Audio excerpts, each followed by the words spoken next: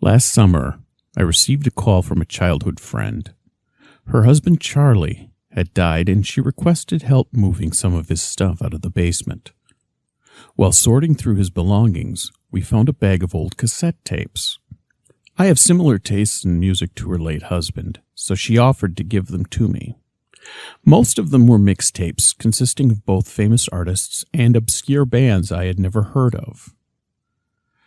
What intrigued me was a well-worn tape marked Lone Tree 1. At first, I thought it was some local country band. I noticed several other Lone Tree tapes as well. I soon found these were no ordinary mixtapes. I asked my friend about Charlie's background. She said he didn't talk about it much, only that he had served in the Army and came from a small town in Northern California called Lone Tree. I did an internet search and could find no record of this town. After listening through the tapes, I found that some of them were severely degraded. I salvaged and restored what audio I could and decided to put what I found up on the internet. Hopefully, someone out there might be able to make sense of this, because I sure can't.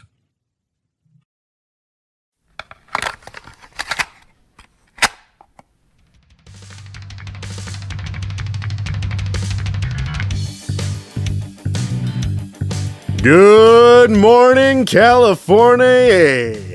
This is Rockin' Ron Jansen, voice of the Cascade Wonderland Highway for Radio KLT 104.4 FM. I'm here to bring you the hits of yesterday, today, and possibly tomorrow. It is a beautiful spring morning out there today, and by the look of things, it'll be more of the same through the rest of the week. Hopefully you'll be able to get out there and enjoy some of that gorgeous weather they are predicting for this weekend. Speaking of this weekend, we have some news that might impact any travel plans you have for the near future. If you have planned to travel Interstate 5 and take Rural Route 64 toward Lone Tree, you may want to give yourself some extra time. The California Department of Transportation has set up several detours around that area. A construction crew discovered what might be a Native American archaeological site. Dr. Saul Samuelson of the UCLA asked the area to be closed off pending further investigation. Dr. Samuelson made the following statement in an interview yesterday. I know a lot of people wonder why we felt it necessary to close off a whole stretch of road. Now, this is standard procedure when studying archaeological sites. We want to keep the area clear of unauthorized personnel who might contaminate the site or steal artifacts. I feel this particular site is exceptionally important because we have very few records of the Native Americans who once lived in this area and have never found one of their settlements. Analysis of the few pottery shards and artifacts we have uncovered so far is puzzling. They do not match up with any known tribes from the area. I showed some pottery shards and a small statue to several local Native American elders, and they said it did not resemble anything from their respective tribes. It is possible we may have found evidence of an unknown tribe, or perhaps one that was not native to this area. Thank you, Dr. Samuelson. We'll keep you updated on the situation as we are able, but sounds like if you're planning on going near Rural Route 64 anytime soon, you may need to look into an alternative route. But let's get back to the music. Coming up next by request is Mr. Right by the Feelgoods. You're my Mr. Right.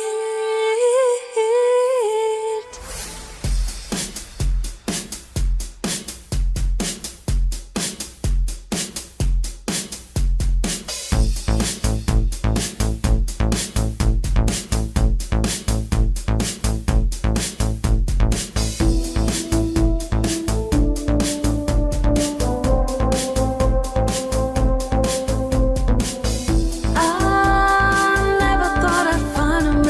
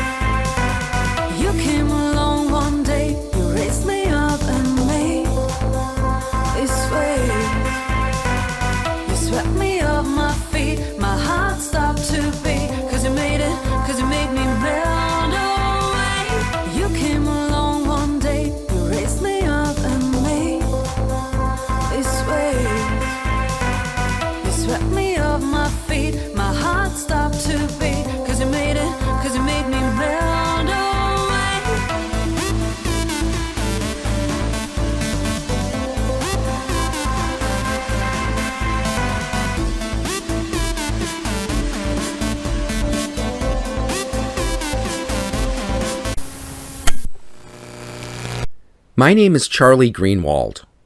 Normally, I don't do this kind of thing, but for some reason I feel compelled to record my experience. It's 3 a.m, and I just had the most unusual dream.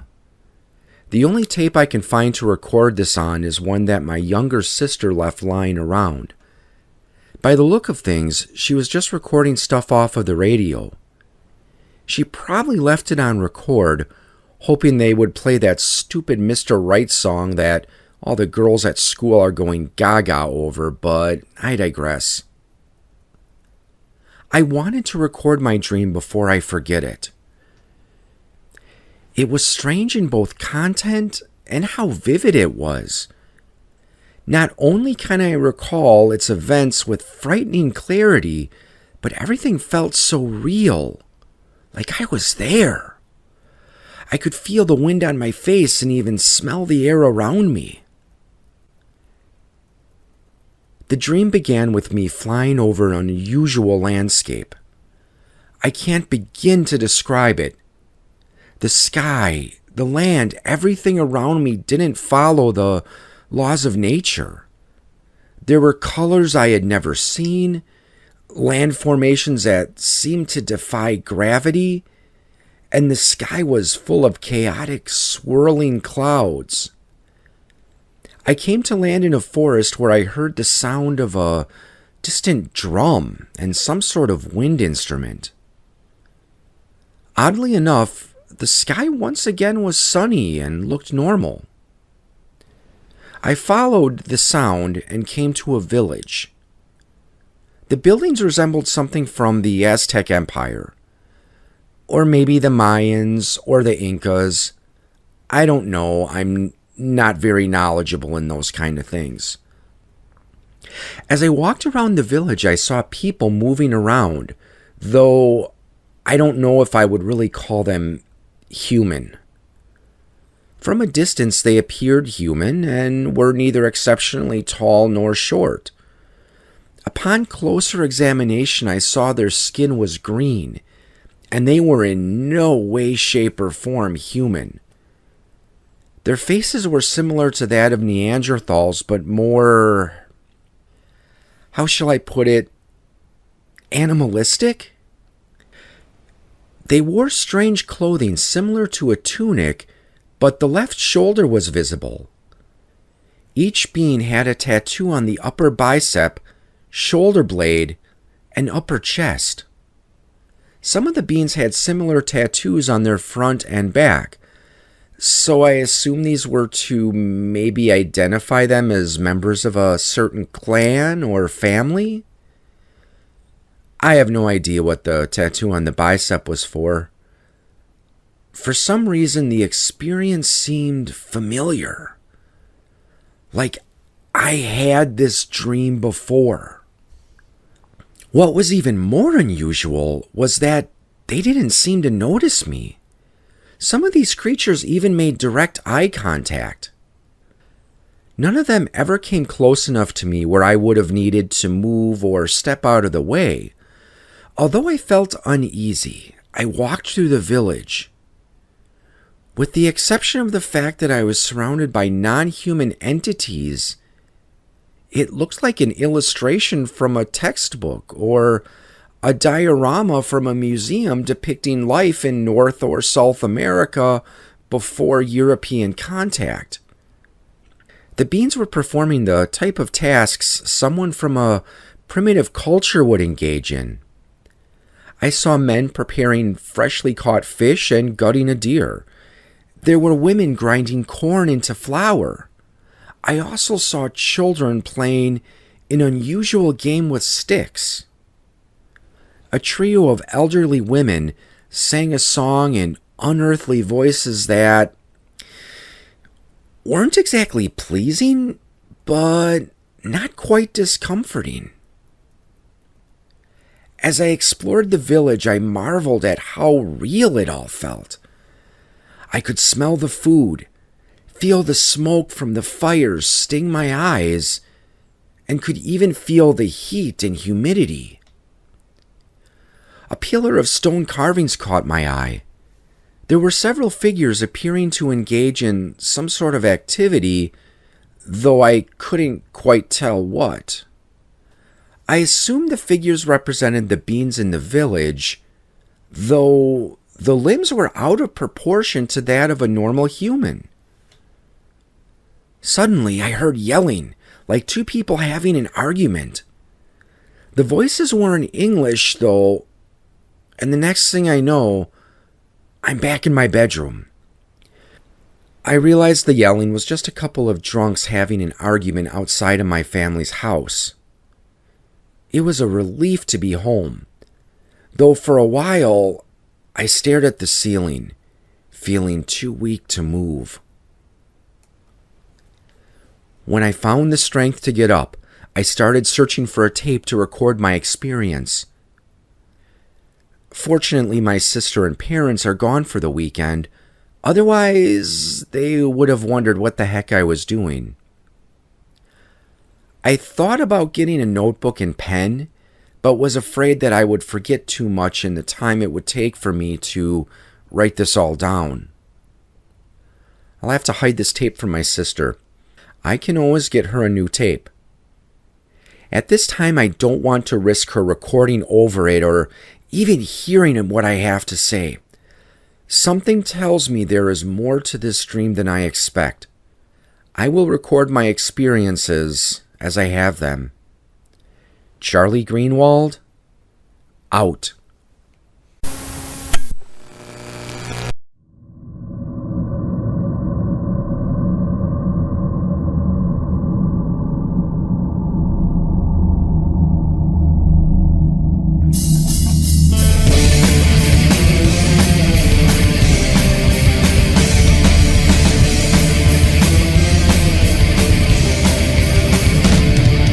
My dreams are still fades. Where can it bring?